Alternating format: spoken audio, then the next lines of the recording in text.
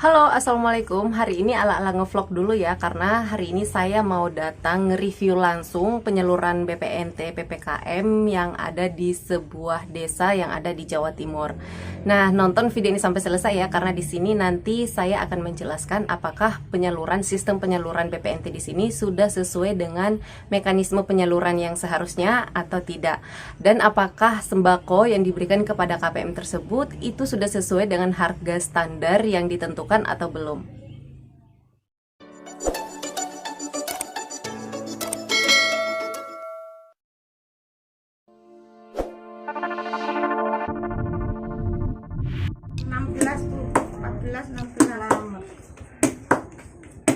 Pak B, belum zaman 16. Pinten? Nggih, benar? 5. Iki sapa iki formal iki? Selamat 5, Bu. Iki enggak anu enggak iki sing PKH baru. Oh, PKH BPNT baru iki rusak. Iki baru. Pak Slamet iki. Niki nggih, Pak. Baru. Pak Slamet niki Pak B. Sing baru, Mbak, ATM baru. Lah HP ku ki rusak Mbak. Diomongi ngono wis iki meng.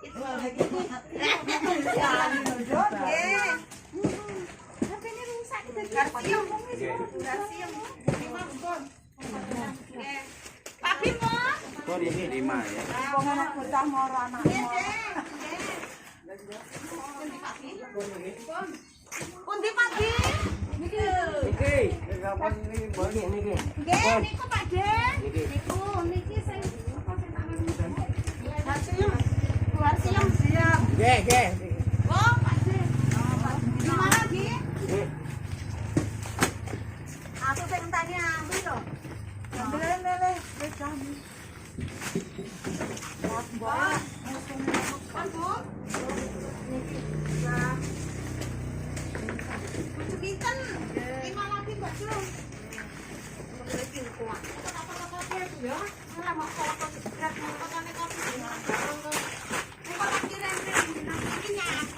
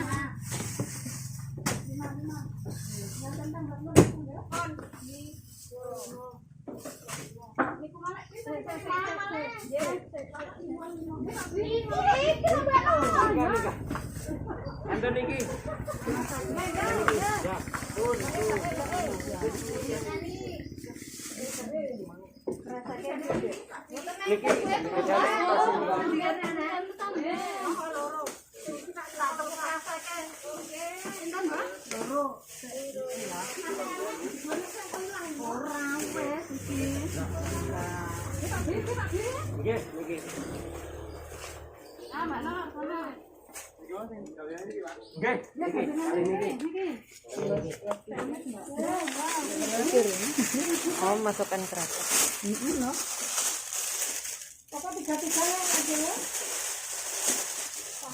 Kirain ikut ini ya?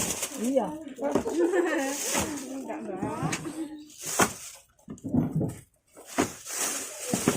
Karo iki ini sedaya iki ya. Lendrang iki nonton. Wah, tenan kaya tanggane. Dulure. Nah, satu-satu. Nah, nggih. Iki sambel.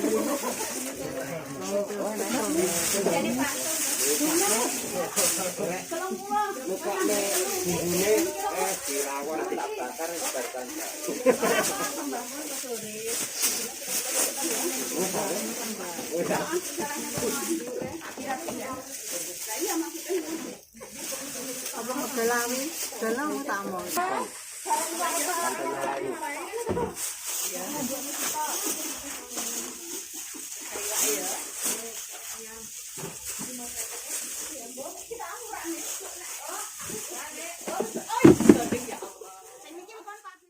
Jadi sembako yang diterima untuk 1 bulannya itu atau sejumlah Rp200.000 terdiri dari buah jeruk sekitar 8 biji dan juga buah pirnya 2 biji. Nah, kemudian ada daging ayamnya juga sudah ditimbang, itu ternyata setengah kilo, dan untuk daging sapinya itu 3 on. Dan untuk kualitasnya sendiri, ini kualitas dagingnya masih fresh banget untuk daging sapinya ya. Nah, kemudian ada juga kacang tanahnya 1 kg setelah ditimbang, dan juga beras 1 karung atau 10 kg. Jadi gimana nih menurut Bapak Ibu semuanya, apakah e-warung yang tadi sudah sesuai dengan teknis penyaluran bantuan pangan non tunai ini atau belum? Silahkan tulis komentarnya di bawah video ini ya. Jadi e-warung yang tadi ini dia itu caranya menyuruh KPM terlebih dahulu datang ke agennya, ke e-warungnya untuk ditransaksikan semua saldo yang dimiliki. Nah, kemudian beberapa hari berikutnya barulah si KPM ini disuruh datang kembali untuk mengambil sembakonya. Dengan alasan tempat tinggal e-warung ini sangat jauh dari kota tempat untuk mengambil sembako tersebut. Karena ternyata barang-barang yang sudah dipaket-paketkan itu tadi itu sebenarnya dari supplier atau pemasok. Nah, untuk pemasoknya ini sendiri saya tidak tahu siapa karena saya belum sempat mencari tahu dia ini sebenarnya siapa. Karena yang bisa menjadi pemasok ini atau supplier ini itu bisa siapa saja. Bisa jadi toko grosir yang besar atau bisa jadi perorangan atau mungkin bahkan menjadi supplier ini bisa jadi kader atau justru si pengurus PPNT ini juga, walau alam saya belum cari tahu dia ini siapa sebenarnya.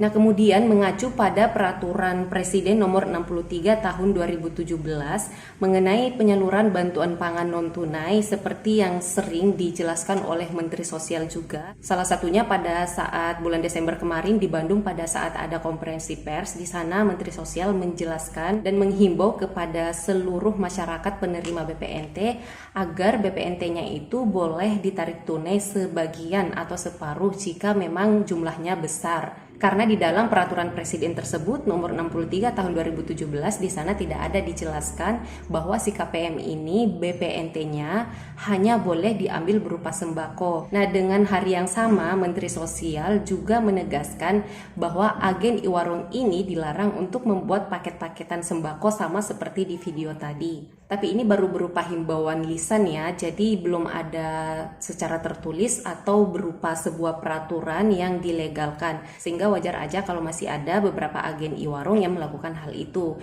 Dan ternyata setelah saya tanya-tanya tadi, agen e-warungnya katanya dia itu sudah melaksanakan tugasnya sesuai dengan aturan yang ada di daerahnya.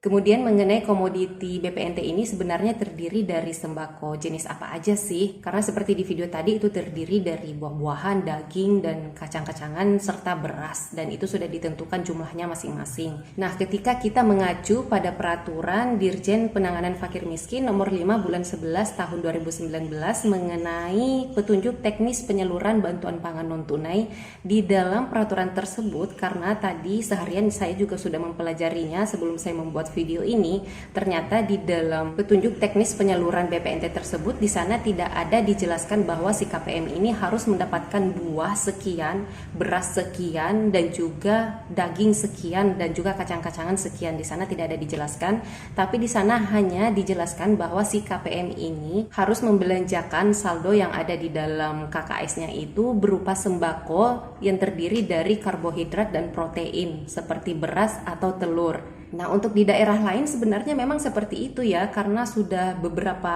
e-warung yang sudah saya datangi itu di daerah-daerah lain memang seperti itu.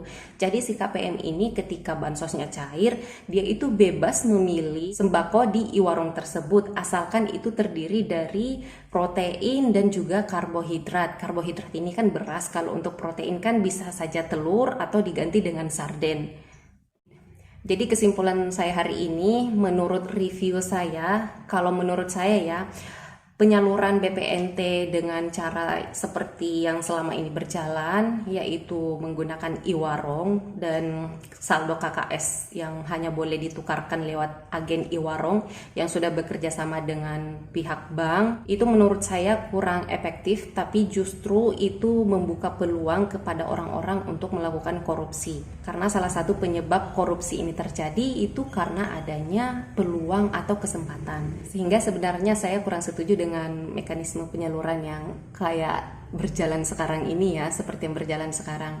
Dan saya juga mendukung penuh mengenai rencana Kemensos pemerintah pusat, yaitu ingin mengganti mekanisme penyaluran BPNT ini dengan menggunakan kode QR. Jadi nanti kedepannya itu katanya semua bisa jadi warung, semua jadi bisa agen. Yang penting nanti dia memiliki QR itu tadi ya. Jadi si KPM ini boleh berbelanja di warung mana aja, nggak harus berbelanja di warung yang sudah ditentukan seperti yang saat ini berjalan. Baiklah Bapak Ibu, sampai di sini dulu video saya kali ini. Mohon maaf apabila ada kesalahan. Oh ya, mengenai mekanisme petunjuk teknis penyaluran bansos tadi yang saya pelajari itu kan saya mengacu pada tahun 2019.